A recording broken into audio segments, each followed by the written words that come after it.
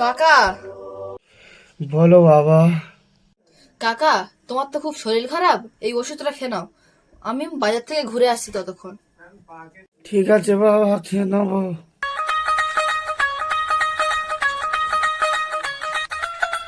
কাকা, ব্যাগটা এখানে রেখে দিচ্ছি। কি, তুমি এখন ওষুধগুলো খাওনি?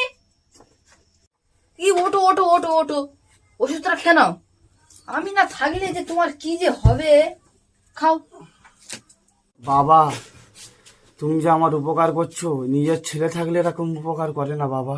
তুমি যে আমার উপকার করেছো, এই দিন আমি কি করে শোধ করবো আমি জানি না। কাকা, একটা কথা বলবো, কিছু মনে করবে না?